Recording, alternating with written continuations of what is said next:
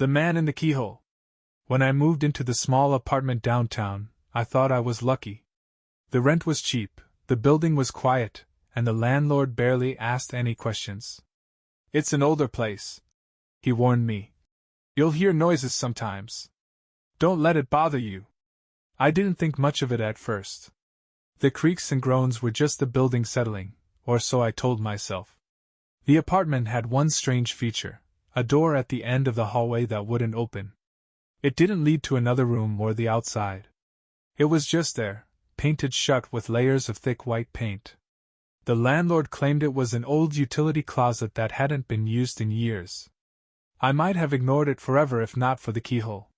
It was an old-fashioned one, a perfect little circle with just enough room to peer through. One night, as I was walking past, I felt compelled. The kind of feeling you get when you know you shouldn't look, but something makes you. I bent down and looked through the keyhole. On the other side was a room. A perfectly normal room, empty, white walls, wooden floors. The air was hazy, like sunlight was streaming through a window I couldn't see. The only strange thing was a man standing in the center of the room. He was tall and thin, wearing a suit that looked decades out of date. His back was turned to me, perfectly still, as if he was waiting for something. I watched him for a long time, waiting for him to move, but he never did. Eventually, I shook myself out of it, laughing nervously. I told myself it was a weird optical illusion, something left over from the building's history. I went to bed, trying to forget about it. The next night, I looked again. The man was still there, standing in the exact same spot. This time, he was closer to the keyhole. Not much, just a foot or two, but enough to notice. His back was still turned, but something about his posture seemed wrong. His shoulders hunched unnaturally high, his head tilted slightly to the side. It made me uneasy, but I couldn't stop watching. My breath fogged up the keyhole, and I forced myself to step back. I didn't sleep well that night. Over the next few days, the man moved. Each time I looked through the keyhole, he was a little closer to the door. He never turned around. He never moved while I was watching. But I could feel it. Every time he was nearer, the air in my apartment grew heavier, colder. One night, I couldn't resist anymore. My curiosity outweighed my fear. I crept down the hallway in the dark, heart pounding, and knelt before the keyhole. The man was gone. The room was empty now, just an expanse of white walls and wooden floors. I stared, trying to make sense of it. Where had he gone? Had he left? My skin prickled with unease, but I couldn't look away. Then I felt it. Breathing. Warm and slow, right next to my ear. I spun around, half expecting to see him standing behind me, but there was nothing. Just my dark, empty hallway. My hands shook as I stumbled back to bed, vowing never to look through the keyhole again. The next day, I tried to forget about it. I went to work, visited friends, and avoided my apartment as long as I could. When I finally came home that evening, I stopped dead in the doorway. The door at the end of the hall was open. Not much, just an inch or two, but I could see the blackness beyond, like the room was swallowing light. My throat went dry. Slowly, I stepped closer, inching toward the open crack. A sound stopped me. A voice, hoarse and whispering, coming from the dark. "I see you." I ran. I grabbed my keys, my wallet, anything I could find, and fled the apartment, not stopping until I was halfway across the city. I called the landlord, rambling about the door, the man, the voice. He cut me off. "I told you not to let the noises bother you," he said quietly. "And I told you not to look." I slept at a friend's house that night, but when I came back the next day to grab the rest of my things, something had changed. The door at the end of the hallway was gone. There was no frame, no keyhole, just a smooth, white wall where it had been. I stared, unsure if I was losing my mind. Maybe I imagined the whole thing. Maybe I was just tired. That's what I told myself, anyway. But sometimes, late at night, when I'm alone in my new apartment, I swear I hear it again. Breathing. And I wake up to find my bedroom door cracked open, just an inch or two. I moved out of that apartment the next day. I didn't pack much, just a duffel bag and whatever I could grab in 10 minutes. I left everything else behind. Furniture, clothes, even family photos. I didn't care. I wanted out. The landlord never called. Never asked me about the apartment. Part of me thinks he knew I wouldn't come back. I tried to move on. I rented a new place across the city, a small studio on the second floor of a building with too many tenants and too little charm. It was exactly what I needed. No quiet, no isolation, no strange doors. Just noise and people. I could hear my neighbors stomping around, arguing, or watching TV at all hours. The distractions were comforting. But it didn't last. About a week after I settled in, the noises started again. It was late, probably 2 or 3 in the morning, when I woke up to a faint tap, tap, tap. I froze in bed, my stomach dropping. It couldn't be. I told myself it was a neighbor. Someone upstairs, maybe, or a pipe in the walls. I forced myself to go back to sleep. But the next night, the tapping came back. Louder this time. Rhythmic. Like someone was knocking. Tap. Tap. Tap. It was coming from the closet. I didn't want to open it. I didn't even want to move. I pulled the covers up to my chin and squeezed my eyes shut like a child, praying it would stop. But then, from across the room, I heard it. A voice. Faint and raspy, but unmistakable. I see you. I didn't sleep that night. The next morning, I did everything I could to distract myself. I went to work early. I stayed out late.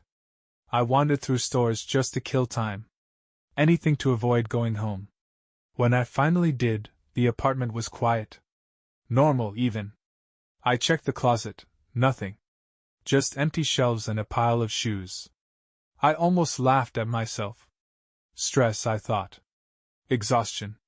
I was letting my mind play tricks on me. But that night, I woke up again. Not to tapping. Not to whispers. To breathing. It was soft and slow, so close I could feel the warmth of it on my cheek. My body went rigid. My eyes were wide open, but I couldn't see anything. It was pitch black in my room. I didn't dare move. I didn't dare breathe back. And then, just as I thought I couldn't take it anymore, I felt it, something cold and dry brushing against my hand. Fingers. I screamed and flailed in the dark, tumbling out of bed. I scrambled to the light switch, flicking it on with shaking hands. The room was empty. But there, on my bedsheet, was a handprint. Long fingers, bony and smeared with something dark, like soot or ash. I left the apartment the next day and checked into a cheap motel across town. I didn't tell anyone why. What was I supposed to say? That something was following me? Watching me? I could barely believe it myself. But that night, as I lay on the hard motel bed, I heard it again. Tap. Tap. Tap. It was coming from the bathroom door. Slowly I sat up. My chest was tight, my pulse loud in my ears. The door was closed, but as I stared at it, I saw something I hadn't noticed before. A keyhole. It was just like the one in my old apartment, round, dark, and far too inviting. My hands shook as I slid off the bed and crept toward it. I don't know why I looked. I knew I shouldn't, but I couldn't stop myself. I bent down and peered through the keyhole. The room on the other side was empty. White walls, wooden floors, and a haze of light. For a moment, I thought I was imagining it. Maybe I'd gone mad. But then he appeared. The man in the suit. He was facing me this time. His skin was gray and stretched too tightly over his skull. His eyes, God, his eyes, were hollow, black pits that stared right into me. His mouth spread into a wide, impossible grin, and I swear I saw his teeth moving, like they were trying to crawl out of his gums. He raised one long, bony finger to his lips. Shh. I don't remember much after that. Just running. Screaming. I woke up in my car the next morning, parked in an empty lot miles away. I don't know how I got there. I don't want to know. But I know one thing, the man in the keyhole isn't done with me. It doesn't matter where I go, how far I run. Every room I stay in, every house, every motel, eventually has a door with a keyhole. And he's always there, waiting. Watching. I haven't stayed anywhere for more than 2 nights since the motel. I drive constantly, eating gas station food and sleeping in my car when exhaustion wins out. I've stopped looking at doors. I don't care how strange it looks to others, I'll avoid keyholes like my life depends on it. Because it does. But it doesn't matter. He's getting closer. The first time I saw him outside, I nearly crashed my car. I was driving through a small town late at night, one of those places with a single traffic light that blinks yellow after 10 p.m. My headlights caught something in the distance, standing at the edge of the road. It was him. The man in the suit. His tall frame was still as a statue, but his head twitched ever so slightly toward me as I passed. His hollow, black eyes locked onto mine. Even through the blur of motion and the dark, I felt him see me. I drove for hours after that, hands shaking on the wheel. I don't remember where I ended up. I only know I parked in a Walmart lot and cried until I fell asleep. Days passed in a haze. I avoided motels and hotels, convinced he was lurking behind every door. Sometimes I'd hear tapping outside my car windows at night, but I never looked. I curled into myself and prayed it would stop. Then the mirrors started. I pulled into a gas station a few nights later, desperate for coffee and a moment to breathe. I splashed cold water on my face in the bathroom, trying to wash the exhaustion away. When I looked up, I froze. He was there, reflected in the mirror behind me. Standing perfectly still, his twisted grin somehow wider than before, his black eyes boring into mine. I spun around, ready to fight or run, but the bathroom was empty. The stall doors were open, the room silent. When I turned back to the mirror, the reflection had changed. The man was gone, but something else remained, a word, smeared in dark streaks across the glass. Soon. I stumbled out of the gas station, forgetting the coffee, forgetting everything but the thundering panic in my chest. I'm not safe anywhere. I've come to accept that. I've tried everything to escape him, burning sage, staying in crowded places, driving to the middle of nowhere. None of it works. And now he's not just watching. He's speaking to me. Last night, I was parked at a rest stop, curled up in the back seat. I'd barricaded myself in with blankets, covering the windows so I couldn't see out. I was finally starting to drift off when I heard it. A whisper. It came from inside the car. I see you. The voice was low and dry, like leaves rustling in a dead wind. I sat bolt upright, my heart hammering, but the car was empty. I grabbed the keys and started the engine, not caring where I went. I just drove. As I sped down the empty highway, the radio crackled to life on its own. Static filled the car, a screeching, deafening buzz. And underneath it, I heard the voice again. Soon, soon, soon. I yanked the wheel and pulled over, screaming at nothing at him. I got out of the car and stood on the roadside, chest heaving, surrounded by nothing but darkness. There were no other cars, no lights, no sounds but my own ragged breaths. And then I saw it. In the distance, maybe 50 yards up the road, stood a door. Just a door. No house, no frame, nothing. It was upright, alone in the middle of the highway, illuminated by my headlights. I knew it was for me. I didn't want to go to it. Every instinct in my body screamed at me to run the other way. But I couldn't stop myself. My feet started moving, dragging me toward the door as though something had its hooks in me. The door was old and wooden, with peeling white paint and a brass handle. In the center was a keyhole. I stood there, trembling, staring at it. I knew what waited on the other side, and I couldn't bring myself to look. But then the whisper came again. Look! You know you want to. I dropped to my knees, sobbing. I don't know how long I stayed there, but when I looked up, the door had changed. It was open. Just a crack. From the darkness beyond I saw him. The man in the suit. His grin was all teeth now, stretching wider and wider as if his jaw would unhinge.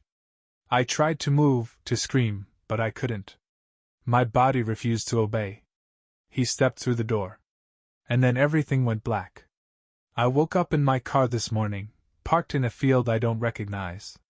The door is gone, but I know it doesn't matter. He's here now. I can feel him watching me, standing just out of sight. And I know this is just the beginning. I'm not writing this for help. I don't think anyone can help me anymore. I just need someone to know what happened. To know that he's real. And if you ever see an old door where there shouldn't be one, don't look through the keyhole. It's been 3 days since I woke up in that field. 3 days of driving aimlessly, not stopping unless I absolutely have to. I'm surviving on gas station coffee, granola bars, and whatever brief sleep I can steal before the nightmares wake me again. He's closer now. I feel it. The problem isn't just him anymore, it's me.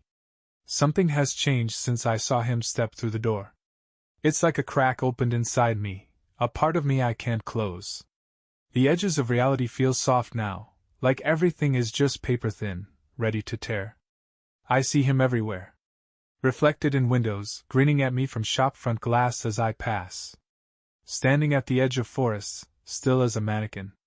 One time, I glanced in my car's rearview mirror and saw him sitting in the back seat.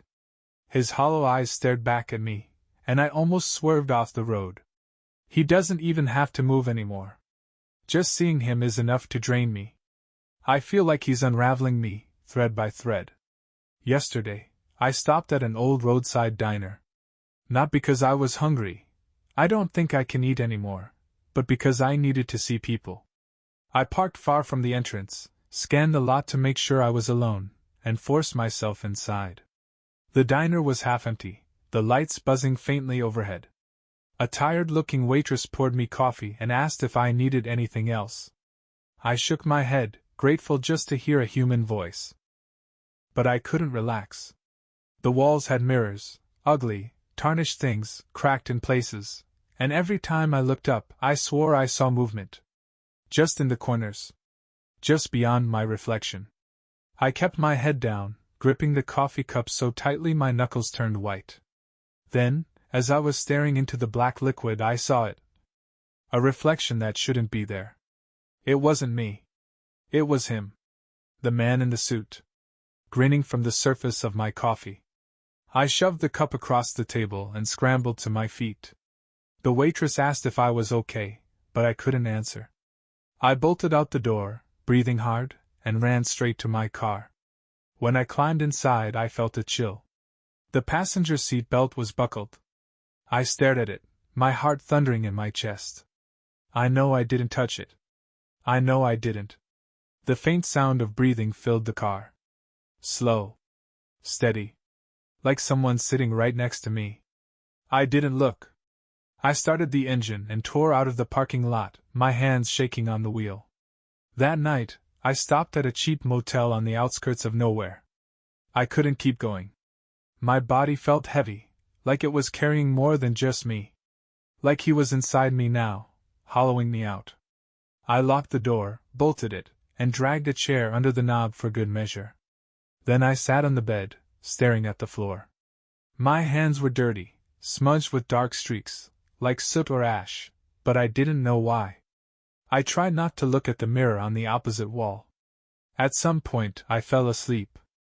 I don't remember how, or when, but when I woke up, the room was pitch black.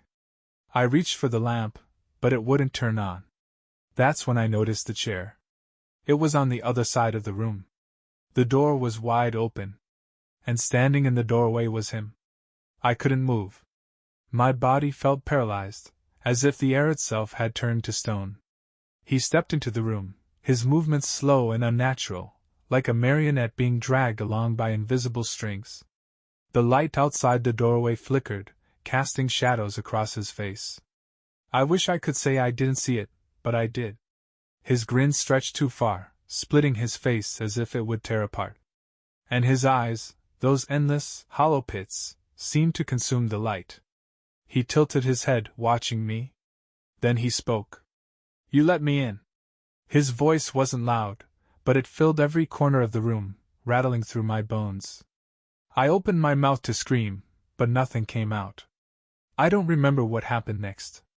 I woke up in the car again, parked on the side of some forgotten road, my throat raw like I'd been screaming for hours. The door was still open, and my keys were in the ignition. On the seat beside me was a small, black object. A key. I don't know what it unlocks, but I have an idea. The road doesn't feel real anymore. Sometimes I think I see doors in the middle of the fields I pass, dark, wooden frames just standing there, waiting for me to stop. I keep driving. But the key is getting heavier. It feels like it wants me to use it. And the man in the suit, he's not just watching anymore. Last night, I caught him in the rearview mirror again, closer this time, his grin pressed against the glass. I don't know how much longer I can keep running. I think I already know how this ends. I let him in once, and now he's never leaving. Maybe he was never trying to get through the door. Maybe he was just trying to get through me. If you ever see a door where there shouldn't be one, don't stop. Don't look. And if you find a key, throw it away. I can't run forever. Soon, I'll have to face what's on the other side. And I know he'll be waiting. I've stopped fighting it. There's no point anymore. The key sits heavy in my pocket, as if it's part of me now, as if it's always been there. I've tried to throw it away. Twice, I've flung it into the woods or out into a river. Both times, I found it back in my hand minutes later, my fingers wrapped around its cold, black metal without even realizing I'd moved. It wants me to use it. And I'm starting to think I want that too. Not because I'm curious anymore. Curiosity is gone, replaced with something else. A pull. Like my bones are humming with it, vibrating to a frequency I can't hear. I haven't seen him in days, not in mirrors, not in windows, not in the rearview. But I feel him. He's closer than ever now. Yesterday, I stopped for gas in some nothing town. I wasn't hungry anymore. I haven't been for days. Haven't felt tired either, though my body tells me I should be. I just keep driving. The gas station was empty, save for the clerk inside. A greasy-haired man with deep eye bags, watching a TV set that hissed with static. I filled the tank, but when I stepped inside to pay, I noticed something. The TV wasn't showing static anymore. The screen had gone black. And on it, reflected in the dim light, was a door. The door. The one from the highway. It stood there, on the screen, so real I almost thought I could reach out and touch it. The same peeling white paint, the same brass handle. And in the keyhole, there was movement, something shifting just beyond. I turned to the clerk. His eyes were fixed on me, empty and glassy, as if he wasn't really seeing me. "You're ready," he said. I backed out of the station without paying. I didn't stop driving until night fell. I woke up in the car again.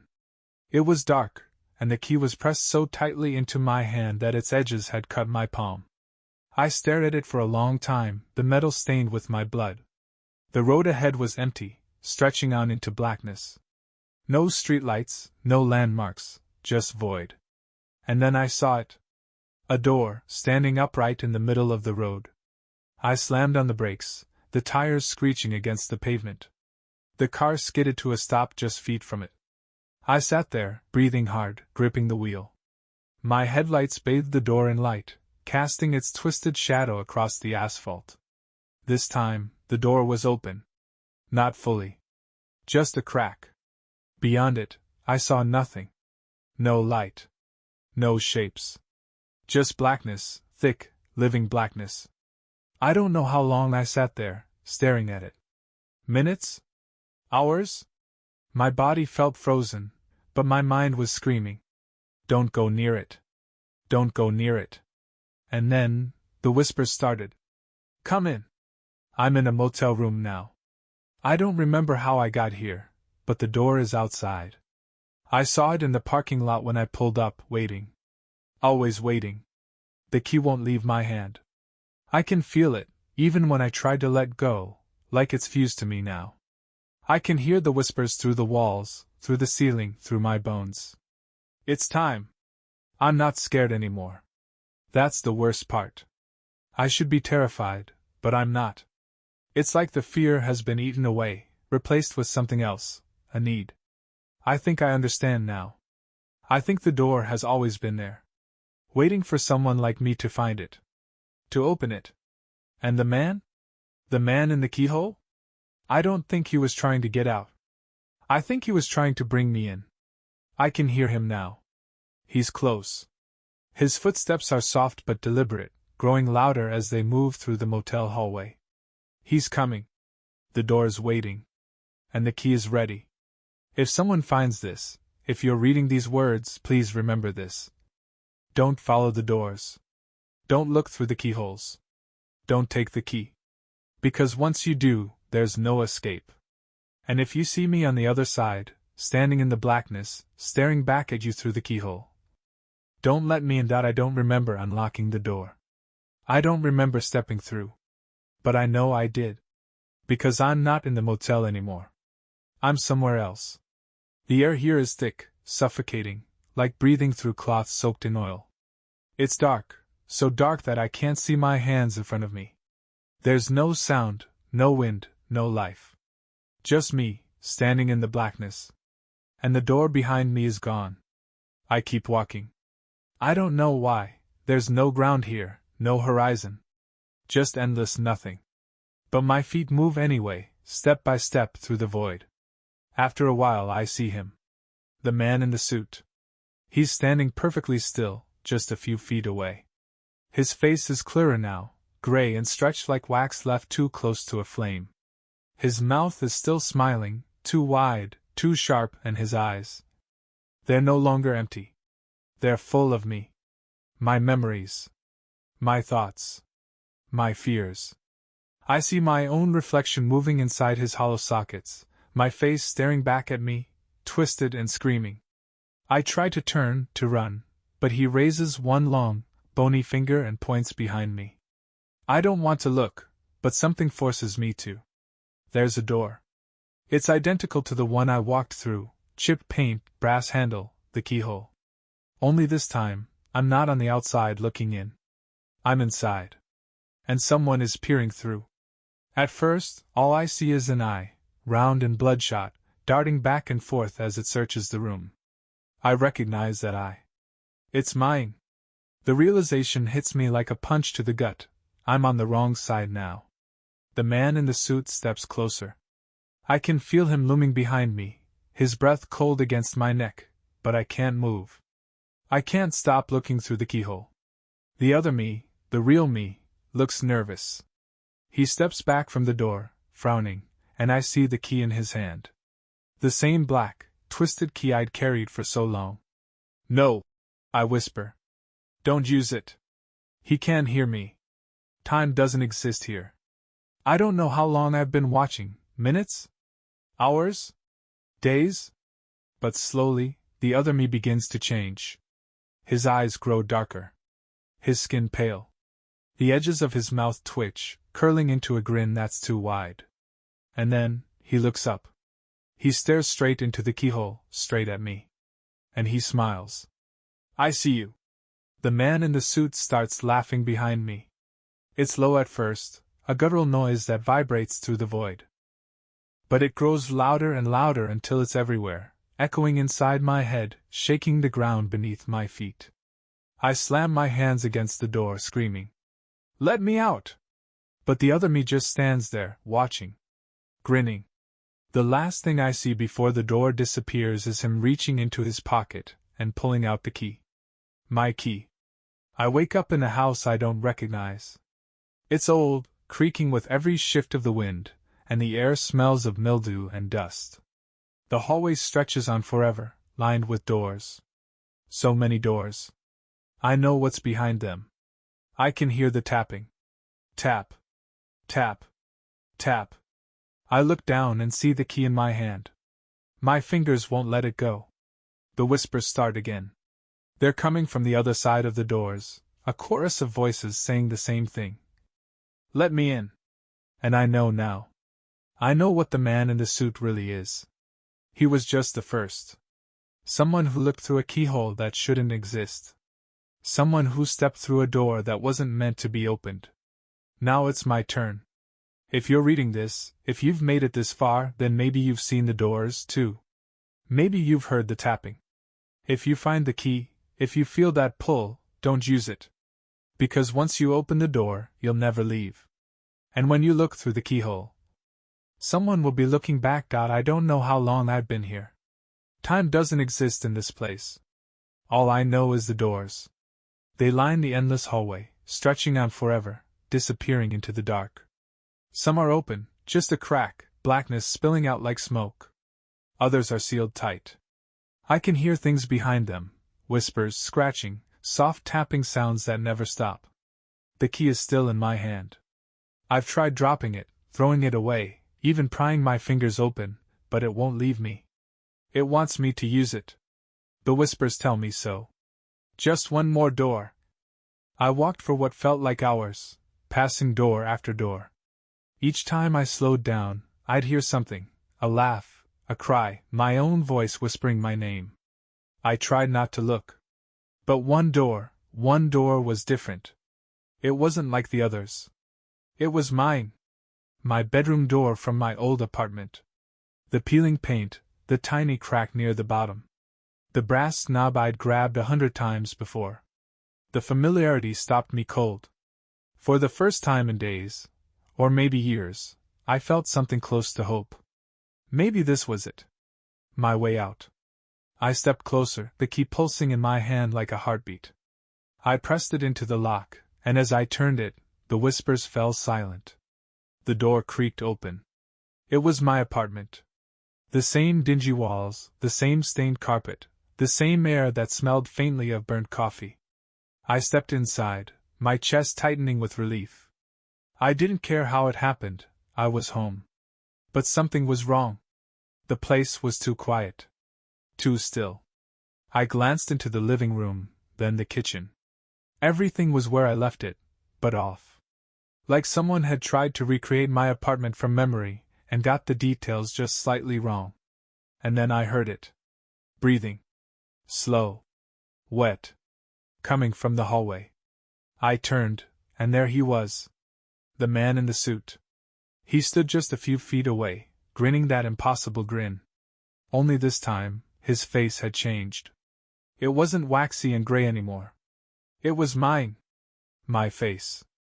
The black pits where his eyes should have been were filled with me, flickering images of every memory, every fear, every thought I'd ever had. I opened my mouth to scream, but he lifted his hand to his lips. Shh. And then, he stepped toward me. I ran. I don't know how, I don't even remember moving, but I was suddenly back in the hallway, the door slamming shut behind me. I could still hear him on the other side, scratching at the wood. Laughing. I looked down at the key. It was different now. Blacker, heavier. The grooves seemed sharper, like jagged teeth. He's not locked behind the door anymore. I'm the one who's trapped.